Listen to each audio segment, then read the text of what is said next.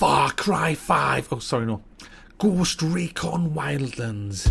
Is it worth a buy? Let's read the words of you. The big you. Ubisoft.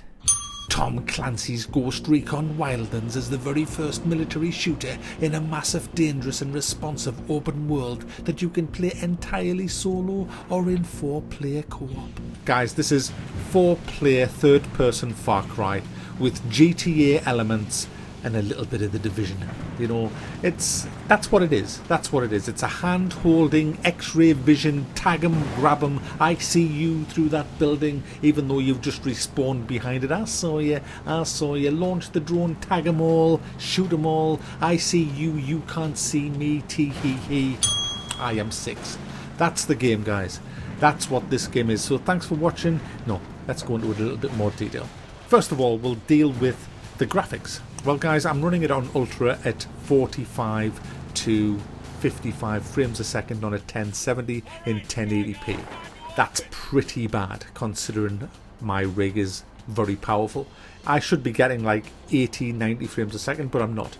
My 770 runs it at the same frames a second if I turn the graphics down to high. Now, it still looks good on that. It's still very playable. I'm not one of these people that says, oh, 30 frames a second, I can't play it. I'm quite capable of playing a game at 30 frames a second. I don't even notice it, you know, even though I'm not playing at 30 frames a second, I'm playing at 45. But I do sometimes notice a frame drop down to 24, 25 frames a second, only for a second, and then it spikes back up to 45, 50. So it's well playable on even a 770. You just have to adjust the graphics. So, you know, it's not that bad. I've seen a shitload worse.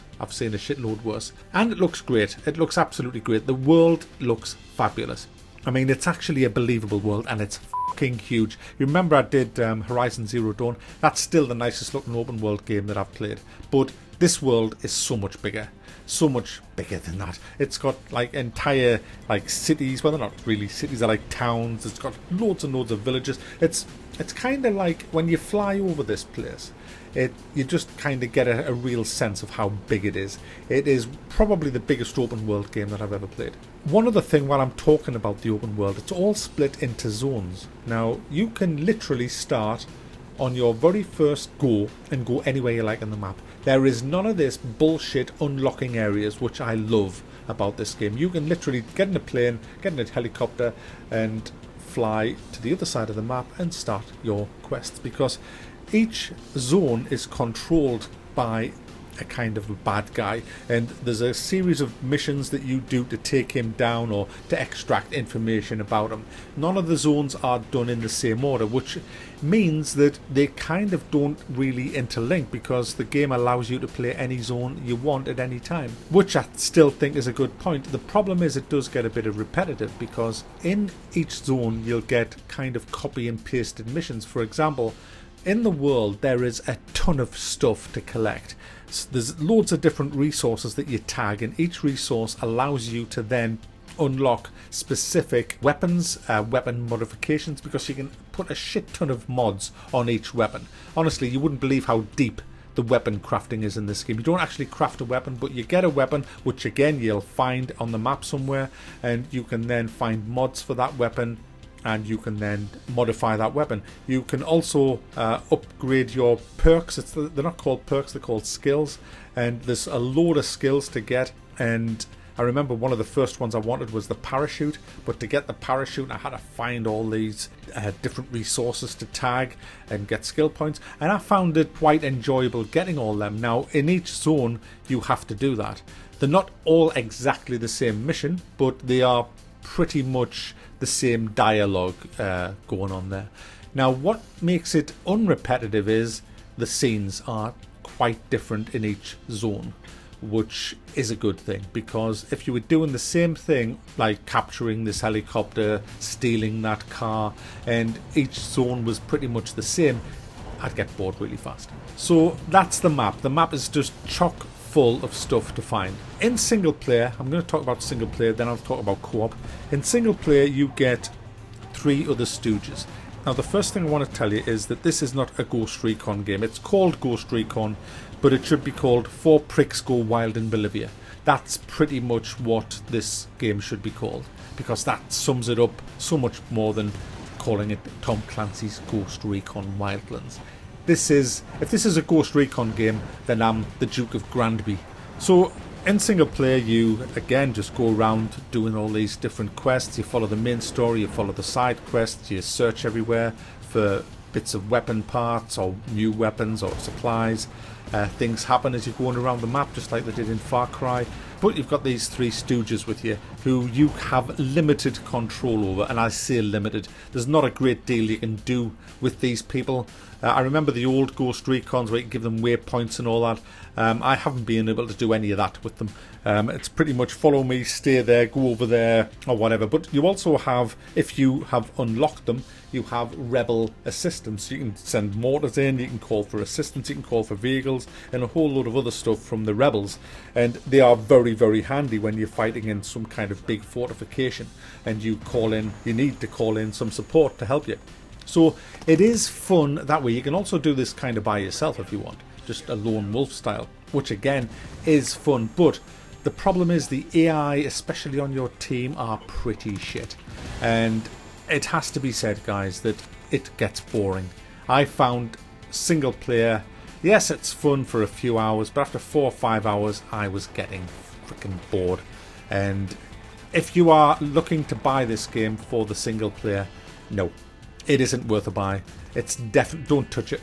Don't touch it. You might want to pick it up when it's a year old and extra cheap, but I wouldn't go near it. The story's about aliens landing on the planet Earth from the planet Zengo 6, and what they've done, they've kidnapped the president of Bolivia and they're holding him hostage in this tower. And what you have to do, and they've also allied with the drug cartel called the Fandabidozis, and what you have to do is, with the help of rebels who you have to create in this secret laboratory, you've got this laboratory underground and you have to create these rebels, the zombies, and what they do, they come and actually help you fight the aliens and the cartel. And you do that by crafting your own UFOs, which are really cool, guys. They have 2 F-16s strapped to each side of it, but they use magnetism as their propulsion system, and they spin round and round and round as they go through the end. They fire these mag cannons, which just blow everything up. It's a load of bullshit, guys. The story. I've just made all that up. Sorry. That actually would be a better story than the story. This game's story is wank, guys. It's got the worst villains you'll ever see. They're just so fucked up. The voice acting's wank. The villains are just wank, and who cares? There you go. This is not a game where you give a shit about the story. No one gives a flying fuck who's in it. You just want to know where they are. Go Vasquez, kick ass. That's all I'm going to say about single player, because in my opinion, this game was made for co-op. I've seen that in the mission structures, the way the world is. I am convinced that this game is made entirely for 4-player co-op. Now, I haven't played 4-player co-op. I've played 3-player co-op and 2-player co-op, and I have to say it is a totally different experience to the single-player game. Totally different. Now, the AI isn't bad, but it isn't good at the same time. We've tried this on all difficulty levels. Easy is just an absolute joke. It's pointless. And extreme is not extreme, guys. It's just not extreme. It's kind of what I would say is normal difficulty. So it's not the AI, it's the game. It's the way that somebody has fucked up big time at Ubisoft. You see, you've got markers for everything. Literally everything. Every single time you see an enemy, a little circular orange icon will appear above his head telling you where he is. And if he goes inside a building, behind a building, you can see it's X-ray vision. It's a wall hack. Now, I don't know any gamer who wants that. I literally am yet to meet a fucking gamer who wants that in a game. Oh, I hope, please help me to be able to see through the fucking wall. I don't know any. I only know gamers that want that oh shit moment when you go around the corner and you're confronted by an enemy. You see? So why can't we switch that off by itself? We can't. What you can do is switch all markers off. You can either have them all on or all off, which is fucking rancid, to be honest with you, because the game has been designed so that you need certain markers on. For example, you might have to capture a guy in the base. you don't know who the fuck he is. Because they're changing their bloody uniforms all the time. You don't know. It's a different looking guy from one mission to another. And the amount of times I've shot the fucker when I should have been capturing him simply because I didn't know that that was him, because he doesn't have a yellow icon above his head as the mission objective. Also as well, trying to traverse through the land not knowing where you're going is a pain in the arse when you can't kind of use the objective marker, which I quite like because it gets you to the mission a bit quicker, because I don't like fast traveling in games. So that there's that. But the biggest thing why you need the markers on is because you have to find new weapons, you have to find new weapon mods, you have to find resources to tag. None of them show up. They don't even flash. The resources do, but the weapon parts don't flash. So you go into all these buildings, and let me tell you, there is hundreds of buildings in this game. Some of them will have weapon parts in, and if you don't know which ones they are, you never go. It's like finding a needle in a haystack.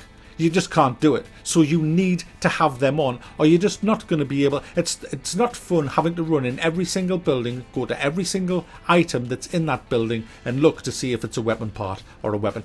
I'm sorry, that's not even fun or practical. And this game forces you to do that, or have all fucking wall hacks on, and that is fucking disgusting. Get that fixed. That should be your first priority. Set it up in the options so that you can remove the tags from the enemy, and then the other stuff I'm not bothered about, but we must be able to move the tags from the enemy but leave certain other tags on. Why can't we do that? You know what I'm doing? I'm having to go into the options in every mission and switch the fucking tags all off when the combat starts. Then when we've cleared a base out, put the tags on so that I can find this stuff. And I just got so sick of doing it that I just left the tags on and just thought, fuck it, turn the difficulty up, leave the tags on and just play it like that.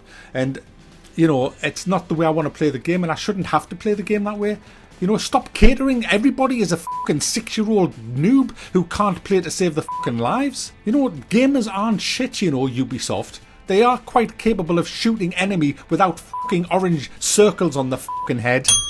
So, X-ray vision, glowing shit, hand holding. You know, you got all the usual shit in this game, and I'm fucking sick of it. I really am. This is a AAA game, and it's just another big fucking open world of hood-inducing flashy wank. And while we're talking about co-op, co-op is fucked royally. I mean, look at this footage. We have helicopters being piloted by a guy standing on top of it, even though the fucking rotor blades aren't even turning. It's just fly. I think he's a Jedi and is using force to actually lift and elevate the helicopter around. And also in the cars, you have people who are supposed to be in the car but they're not. They're actually running alongside the fucking car. It's and half the time they can't revive you because they're in a different dimension to you. They come up to you and on their screen they're reviving you, but on your screen they're not reviving you, and so you die. It's all out of sync, out of whack, and totally fucking fucked. So you can guess where this review's going. Yes, it's another AAA game that I'm gonna go and give a right old jolly old thumb up. That's right, guys. You see, there's one big thing that I haven't mentioned yet that saves this game from the dreaded red thumb down. Oh yeah, that's right. You may be all just looking strangely at your screens, but there's one thing that saves this game. And do you know what that is, guys? It is the most fun I've had in a game for fucking years. Absolute blast to play this game. It is hilarious. It's hilarious for all the wrong reasons. The amount of laughs that you'll get just playing this game, it's brilliant. It's brilliantly badly fun. It's so shit, it's hilarious. But that hilarity is great. You'll come across a mission where you have to go into a base and rescue somebody or kidnap somebody and interrogate them. And the base is absolutely crawling with sharpshooters and bastards and all kinds of stuff. And you start assaulting that base, and the AI will use cover. A lot of the time they're good. They will return deadly fire that can kill you in 3 shots when you have the difficulty up. And you have to really think on your feet about what you're doing. You have to coordinate with your friends. You have to maybe have one of them, I'd generally drop one of them up a height with a high-powered sniper rifle, and they're covering everybody. And then I'll go in with the other guy, because there was 3 of us, and we'll go in with like really heavy machine guns or stealthy machine guns, depending on what we think's the best order of the day. And you can easily switch weapons from your loadout just by pressing the M key or whatever it is on your PC, and just switch to the weapons. Now, that's unrealistic bullshit, but hey, I love it. I love just being able to press a key and switch into a light machine gun or a more stealthy suppressed machine gun, and then going into the innards of a base, knowing that I have a friend on the hillside watching over us, and you know, if I get pinned out, say, can you get him? Can you get him? Yeah, get him, then bam, off with the head with a well-placed sniper shot. And it is fun just liberating all these bases, if that's the right word for it. It's real fun traversing around and then coming under attack. And what I really like about this game, you've got the different cartels. You're fighting the cartels, but there's these other people on the map called the dads, and they are really nasty. They are highly trained, highly armoured troops, and they have a very big arsenal of weaponry. And when you upset them, if you don't take all of them out and they get a chance to call reinforcements, you will get gunships, you will get APCs coming, and you will get a shit ton of enemy. And it is such a good feeling when you're in a base and then you think you've got it all cleaned out and someone set the alarm off, and then you just see a shit ton of reinforcements coming in and you're running low on ammunition and you're just fighting for your lives. It is so much fun, guys. You will have a blast with this game. It's hilarious and it is fun. And what I'm going to end with is this. If you're looking to buy this as a single player game, don't touch it with a 20-foot barge pole, because you'll get bored and it isn't worth the asking price. But my channel is about one thing. It's not a review channel. It's, is it worth a buy? Is it actually worth ploughing down your money? And I think I got mine for £32 off Greenman Gaming. Yes, it is, if you have friends that got it. Now, I've got 3 friends that actually have this game, and we play together, and it is an absolute blast. And I promise you guys, if you're playing with friends, yes, there's a few issues that need to fix in co-op, but other than that, you will have a blast in this massive, beautiful open world where you just go and liberate bases, kidnap people, shoot people, assassinate people, steal stuff, and it's so funny. It's funny, hilarious, and great. So there you go, guys. I'm surprised. I thought I was going to rape this game, but I can't alter the fact that I'm playing this non-stop and absolutely loving it. So, you know, how can I thumb that down? How can I?